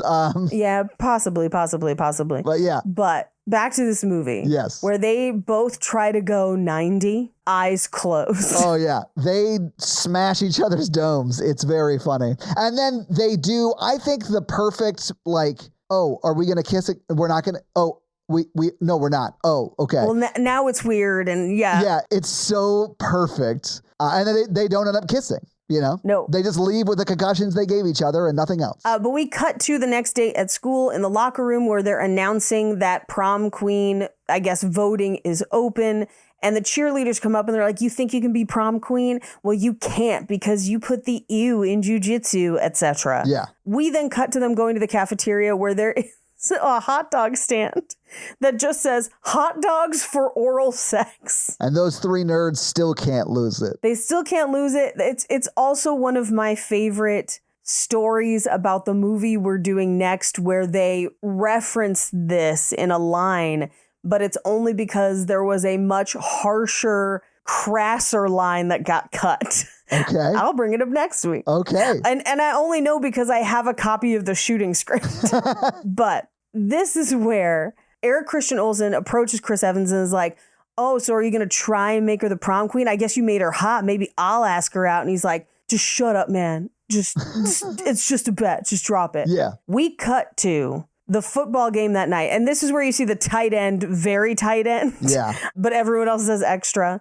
And this also is one of the places where I see what you're trying to do from a social standpoint of the joke. Oh, you're talking about the bring it on cheerleading bit? Yeah. I think there's a way to do it without saying that word and it still lands, you know? Yes, that's the part I'm like, what you're doing, I understand. You don't need to say that word. Now, if this had been written by the Wayans brothers, you could say that word all day. I would feel differently about it. That is their choice to represent it that way, right? Yeah. Not this one, no. And that's one that I'm like, you didn't need that. You didn't need it. You don't for the joke to land. The joke stood without it. Yeah. We then cut to Spatch, aka Reggie, has gotten another concussion, and the doctor is like, yeah, man, he can't even stand up. And it is H. John Benjamin. It is Archer, yeah. Yeah, I was like, oh my God, Arch. And you can just hear Archer and Bob's Burgers, and you're like, what a weird, I mean, it literally sounds like the dad from Bob's Burgers being like, man, I don't even know if he can breathe anymore.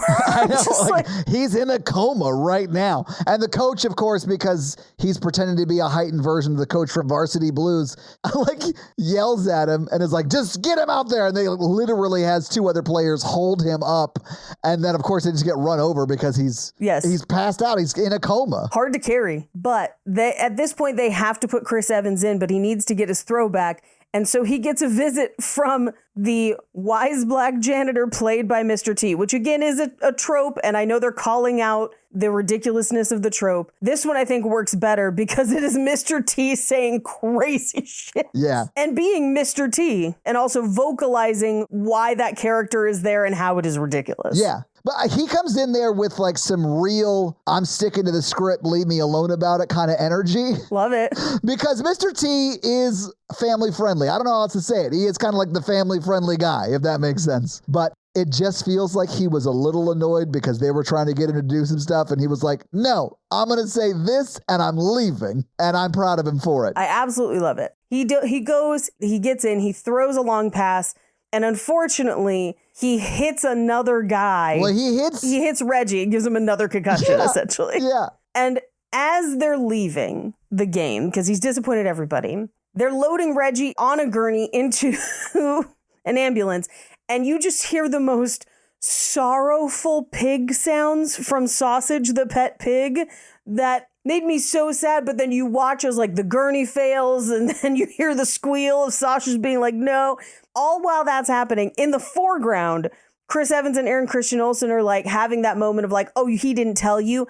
There's a bet. Well, he doesn't say there's a bet. He leans in and whispers something, and then he, Jake owns up to it, and he's like, I didn't say it was a bet. I just said that I'm going to look like I'm whispering something in your ear, and then he's going to tell you what it's all about. And, he does. And he does. But, like, it's so campy and funny, and he's playing it so heightened. He's just chewing the scenery, and I love it. Yes. But we cut to then the song. Yeah. Essentially, the Grease song. Everything tonight rides on prom. Summer lovin' happens so fast. It's wonderful. Now, in one of these scenes, we get a shot of the prom dress that she eventually wears, which looks very, very much like the dress from the next movie we're about to do. Really? Okay. Yes, it's a dress that somebody does not get a chance to wear. Okay. Due to circumstances in the film, but it's hanging on the back of her, like the door to her bedroom. So you can clearly see like she had a dress as the dress it was supposed to be, and it looks almost identical to this dress. Okay. So remember this dress for next week and we'll talk about it. All right. They get to the prom and their prom band is Good Charlotte. It is, yeah. At peak Good Charlotte time. Yeah. Very fun. Playing covers of 80s songs, which Good Charlotte is incredible at. They released an entire album of 80s and 90s covers at this time. Nice. And it fucking slaps, frankly. But this is where the teen nerdy boys are like, oh my God, Lacey Chabert is here. I'm going to give her a letter telling her how I feel. They hand her the letter and she's like, you think just because you handed me a letter, I'm going to sleep with you? And he's like, no, I just really like you. And she's like, no, I'll give you a hand job. Yeah. Like, I'm not going to fuck you. And he's like, oh, yeah, Great. Hey, I'll take that. Yeah. We do get a brief dance off, much like She's All That. And Ted from How I Met Your Mother is just like, yeah, isn't it wild? Everyone here's a professional dancer. Just commenting on how crazy it was and She's All That when Usher played the song and they all knew the dance. Yes. Very funny, though. But they crown the king and queen, and it is Jake and the Fratelli twins who are conjoined. And I do love that as they're dancing, he's like struggling to dance with them, and it's like a whole thing. But while they're dancing, Eric Christian Olsen is like, turns to Janie and is like, hey, do you want to make like a tree and branch out of here? Yeah. So they leave because that's what happens at the end of She's All That. Yeah. And immediately Chris Evans is like, oh no, and runs to Malik and is like, where did they go? And he's like, to this one motel in this one room. If you pass the thing, it's gone too far. The directions are here. And by the way, that door is definitely going to be unlocked. But that's all I know. I love that. That's all I know is what sells it. Because he's like, hey, man, I only know. And he lists like 9 things. It's so funny. 9 things. Chris Evans goes there. He thinks it's Janie, but it's not. It's Priscilla and Eric Christian Olsen, who are fulfilling some sort of cuck scenario. Yeah, for Bag Boy. For the guy with the bag. And Chris Evans punches everyone in the scene. And the bag. Including the bag. Yeah.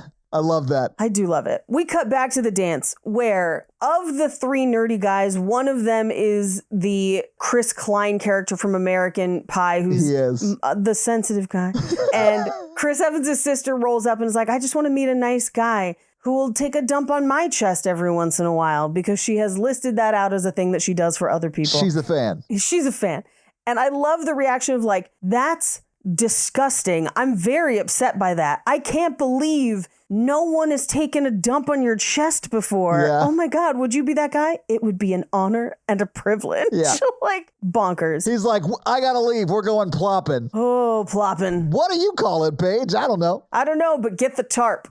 For sure, get the tarp, man. It's you handle that fetish like Dexter handles a kill. Absolutely. Lots of plastic sheeting, narration, but we cut to Chris Evans goes to her house where Randy Quaid is having a full flashback. Sorry, when you said narration, I'm so sorry. All I heard was, it was the best of times, it was the worst of the, and then plop.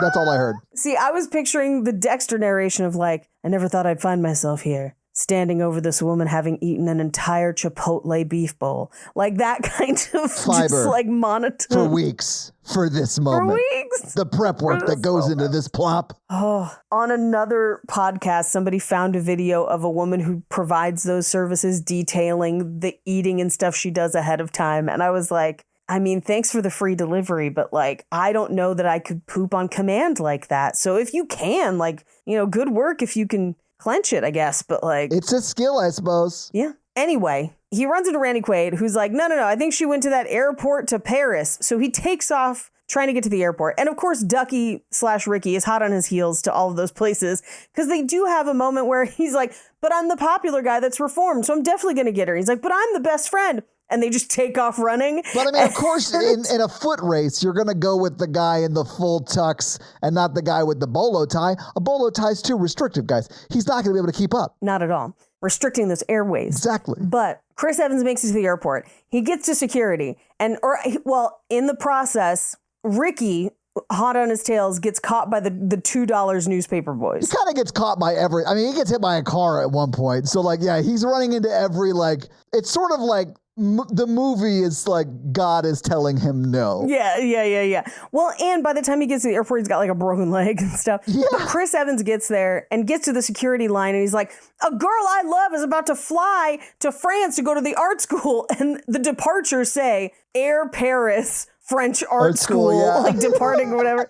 He runs through, nobody stops him. But then Ricky comes in, he's like, the girl I love. And they're like, we heard it before. Get in the back of the line. Yeah. Like, damn. But he shows up and he starts reciting lines from teen movies.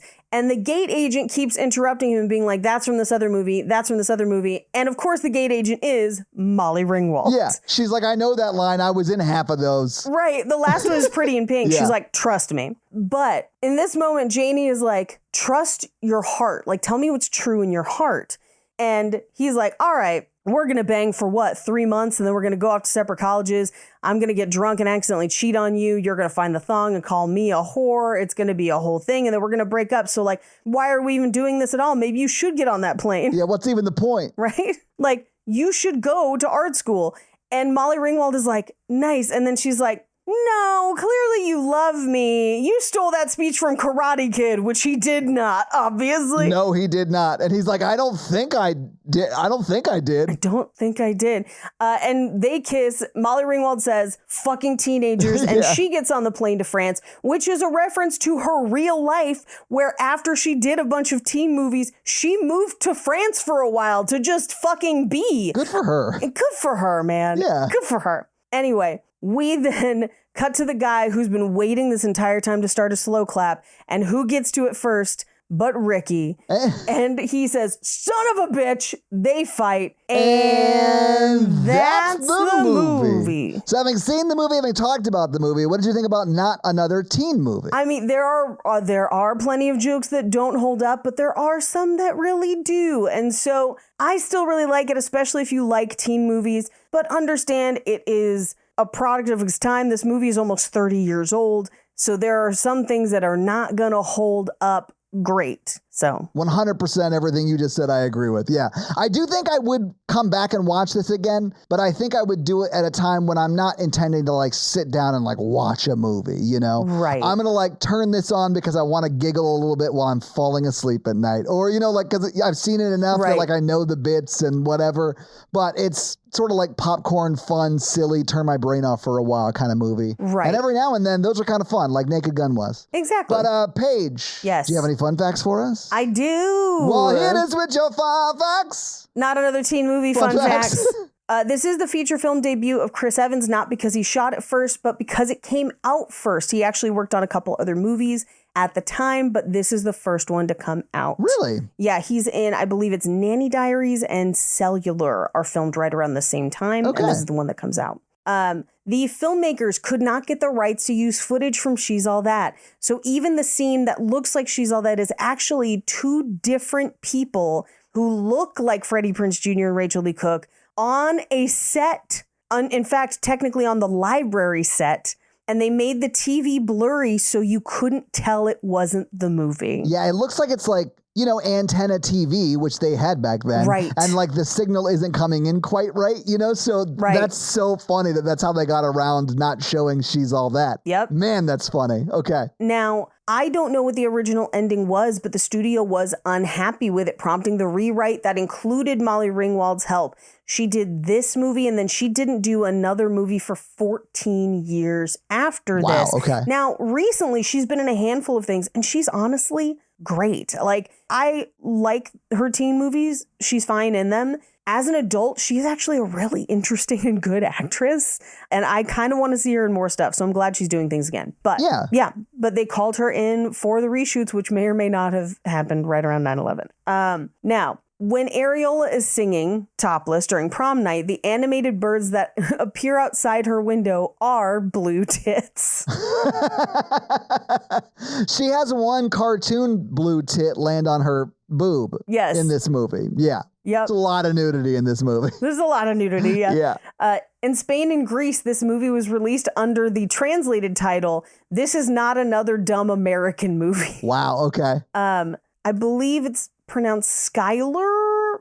Skylar Lee, who played Janie, has admitted to being under the influence of cocaine throughout the majority of this movie. Okay. Which honestly, can't tell. No. Good job hiding it, I guess. It seems like that is not an issue anymore, but great. Eric Christian Olsen's character Austin is a combination of Lance Harbor in Varsity Blues and Dean Sampson in She's All That. Both of those characters were portrayed by Paul Walker. Okay. So, Chris Evans has said that he had trouble shooting his scenes with Mia Kirshner, who plays his sister, particularly having to reject her pleas for sex as she was grinding on him, as apparently he was very turned on and thought she was gorgeous. She does look remarkably like his current wife. And listen, they're only related by blood, Paige. Only by blood. Only by blood. Buildings in the movie are named for people in famous teen movies. Obviously, it's John Hughes High School. Yeah. But it's also the Anthony Michael Dining Hall and Harry Dean's Stadium. Instead of Stanton? Yes. That's amazing. The original title was simply Teen Movie, essentially to try and be like Scary Movie. Yeah. But this was ditched as the movie got more and more unteen because it was definitely going to be rated R, and the title was changed to Not a Teen Movie because of this, and then Not Another Teen Movie because there were so many parodies and there were so many teen movies before it. So Nathan West, who worked on this movie, proposed to Skylar Lee on set while filming the She's All That scene. Okay. And as of 2024, they were still married and have 3 children. So this movie built a family. Good for them. So what you're saying is in the scene where she is masturbating at the beginning of that, she had just gotten engaged? Or I would assume did that and then just got engaged after. I love that. That's hilarious. Right? I mean, it's great. They already had a cake. Now, during the song Prom Night, everyone in the cast actually sings. There is no additional or backup voices added. That is everybody. Really? Okay. Yes. In Russia, this is called Not a Children's Movie. It is not a children's movie. That is true. After the prom, when he finds Randy Quaid under the kitchen table, all of the food down there with him has holes in it. Lettuce, donuts, pies, etc. Her dad is also seen frequently carrying pies throughout the film into the kitchen. This is obviously a nod to American Pie. I mean, he has that threesome with them at the end, so. Yes. Yeah. Lacey Chabert's character is supposed to be a parody of the character played by Jennifer Love Hewitt in Can't Hardly Wait. The two worked together only a few years before this on Party of Five. Oh, yeah. I remember that TV show. I remember it being on and my sisters liking it, but. Yeah. This movie, somebody tried to do what you were trying to do, Todd, which was to list out all of the references. It's too many. In the movie. I have a list. I really just want to know how many there are, because it would take us forever to go through every one of them. About 30. Oh, really? I thought it would be way higher than that. I think it's because a lot of them are combined, and some of them happen in multiples of these movies. Okay, yeah. But there are some that, like, looking at this list, there are some that I missed and had no idea. So, oh, I'm sure I missed a ton too. They're just packed into everything. Yeah. Yeah, I'll speed run it. Do it. She's All That, Pretty in Pink, Can't Hardly Wait, Cruel Intentions, I Know What You Did Last Summer, Jawbreaker, 16 Candles, American Beauty, The Breakfast Club, American Pie, Save the Last Dance, Back to the Future, Risky Business, Ferris Bueller's Day Off, Never Been Kissed. Oh my God, The Thing with His Mom, Back to the Future. 100%. That's the Back to the Future reference. Yeah. Yep. Ferris Bueller's Day Off, Never Been Kissed, Bring It On, Grease, Rudy, Fast Times at Ridgemont High, 10 Things I Hate About You, Footloose, Unbreakable, Lucas, Better Off Dead, and Can't Buy Me Love. I think there's got to be Valley Girl in there too somewhere, probably. I think this is even not a complete list. I'm sure there are others, but that is the list as it stands today. The next film that Molly Ringwald did 14 years after this was Gem and the Holograms. After that, she ended up having a long arc on Riverdale as Archie's mom, starring next to other teen stars of the time, including Skeet Ulrich and Madchen Amick, who plays Shelley Johnson on Twin Peaks as a teenager. So lots of fun teen stuff on Riverdale as well. That is also a reference factory for sure. Molly Ringwald also did like 100 episodes or so of The Secret Life of an American Teenager, like around this. Well, no, way after this. It was like end of the 2000s, early 2010s, I think. Yeah. Okay, I'll end on this one because this is pretty fun. Kyle Cease, who is a comedian right now in the comedy community. He's mostly known for teaching comedy classes. I recognize him, though, because he's the slow clap guy, isn't he? Yes, yeah. He is also the slow clap guy.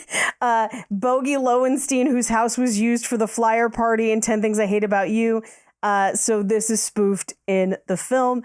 And those are your fun facts. Thank you for those fun facts, Paige. Let's talk a little bit about box office. So what do you think the production budget was for She's All Not Another Teen Movie when it came out in 2001, Paige? 2001, this probably cost 20 mil. You're close. It was 15 mil. All right. Although if you adjust for inflation, that's 27.3 mil. So, a little bit higher than that today. Now, the movie did come out on December 14th, 2001. and it was number 3 in the box office. It was beat by Vanilla Sky that also premiered that week. Yes. Number 2 was Ocean's 11. That was in its second week, but also obviously did very well. Number 3 was Not Another Teen Movie. Number 4 was Harry Potter and the Sorcerer's Stone. And number 5 was Behind Enemy Lines, which I don't think enough people talk about the sex scene in that movie, because it's gross. But Paige, what do you think Not Another Teen Movie made in its opening weekend? Ooh, opening weekend at third, I bet this made about $9 million. It did a little bit better, Paige. It made $12.6 million in its opening weekend, which isn't its budget back, but it's close to it, And its opening weekend, that's marvelous. Yeah. It was never again in the top 5, but it was at 7 in its second week, and then it was never again in the top 10, but it was 14th in its third, and it was in theaters for 8 weeks, which surprisingly sounds long, but that's short for the 2000 time frame. Like, that's not uncommon for even movies that didn't do well, even though we'll talk about this one did all right. Yeah. But Paige, what do you think it made in the box office in those 8 weeks domestically? Ooh, in those 8 weeks domestically, I bet this made about $36 million. Paige, it made $37.8 million.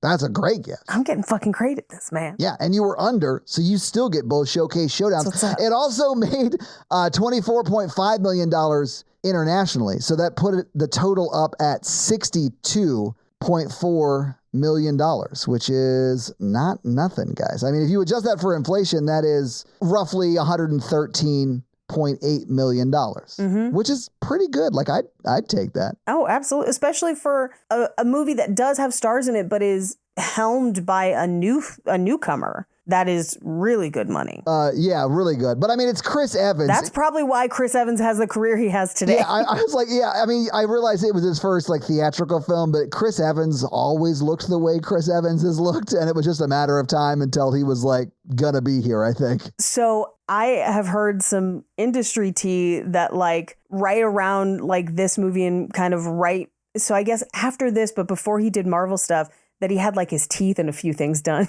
to try and get to that next level. But he still looks great here. Incredible. Yeah, he does. Yeah. But that's your box office page. Do you want to hit us with that romance scale? Our romance scale is a scale of 1 to 4 of how romantic we found the movie today. Todd. It's definitely a 1, and that's because I can't give it a 0. It's not romantic. It's too campy to be. I don't know. That part where they tried to kiss and bonked heads. Oof. How about a roar scale? I'm going to go with 1 because they're related, but I'm going to give it a 1.5 for the opening scene. Okay, yeah, all right. She did finish. And those are your roar and romance scales. So, Paige, this week you made us watch Not Another Teen Movie, and you've already teased what we would be watching next week. So, can you please enlighten us as to what we've all been waiting for, and that being our homework assignment for next week? Our homework assignment is one of my favorite movies, pretty much of all time, actually. And that is the original Mean Girls. I can't wait. Now, Todd, you have not seen the original Mean Girls. You saw it, I think, once and then have never watched it again? I saw it a few times, not when it came out. I didn't see it in theaters, but shortly after when it came to video and DVD and stuff, because it was one of the movies that people watched at high school and college, Mm-hmm. So I saw it a few times then, and I haven't seen it since then, but I've always loved it, and I love Tina Fey, who wrote it. Right. And is in it. But I just know because occasionally Mikey and I would reference something from Mean Girls, because Mikey also very much liked Mean Girls, and you'd be like, what are you guys talking about? And we're like, how do you not remember from Mean Girls? I know. It's because my brain doesn't hold on to that kind of stuff. No. But I can't wait to revisit it. I hope it holds up pretty well, and I bet it will because Tina Fey wrote it. Well, yeah, there are parts that are harsh in similar ways to the way this movie is harsh, where they are pointing out a societal inequity, and in doing so, it's a little rough. Yeah. I think it's really interesting to see how the story has evolved, because there's an interim where they tried to remake it, not the musical, and then they've done the musical, which I have not seen on stage, but I love Renee Rapp, and so eventually I'm down to do the musical, but we have to do the original first. I haven't seen it either. I would watch it though, and I know a bunch of people who were upset that it was a musical, and it honestly only made me want to see it more, because I love the original and I love Tina Fey, and make a good movie a musical. I'm here for it because I love musicals. But we got to do the original first. Absolutely. Anyway, so that's your homework for next week, guys. Watch the non-musical Mean Girls and then report back for that episode. Do you have any reviews for us, Todd? I do. This week, I'm going to read one of the Spotify comments from our most recent episode. That episode being the Your Monster episode. And it's from Wombold27, and they say, I've had an awful year of auditioning, so super helpful to hear y'all talk about the immediate gut reaction of, I suck. Yeah. Thanks, y'all. And then heart emoji. And here's one of the reasons I love this, because King Spearman of I don't know, probably a few times we've done Spotify comments, they said in response to that, just wanted to say you've got this. Yay! So not only was it hey, I love this part of the episode, but it was someone else in the community being supportive, and I love that. So thank you guys both so much for those comments. And if you want to have me read your Spotify comment or 5-star Apple review, do one of those things and I'll do just that. So yeah, if you guys like this show and want to hear our other show where we talk about horror movies, that is The Horror Virgin. That's the only other podcast I am on, but Paige is also on Cult Podcast, which you can find at Cult Podcast. And you can find us on social media. I am at Todd J. Awesome, literally everywhere. Paige is at Paige Wesley on Instagram. No, it's at Rampage Wesley on Instagram and TikTok, at Paige Wesley on Twitter. That's right. All right. So that's where you can find Paige. If you want to find the show, we are at Romancing the Pod Show, right? Yep. Romancing Pod Show on Twitter. Well, and Instagram, right? And Instagram, but it's show SHO because character limits. If you start typing Romancing the Pod, it'll come up. It'll definitely come up on Instagram. I don't know about Twitter because I haven't posted on Twitter in a hot ass minute. So who knows? But that is where you can find more of us. So yeah, guys, give us a follow. Support the show any way you can. We'd love it. Smash that like button. Hell yeah. And that's going to be it for us, you guys. I'm Paige. And I'm Todd. And you complete us. To completion. Bye. I can't wait till next week, nerds.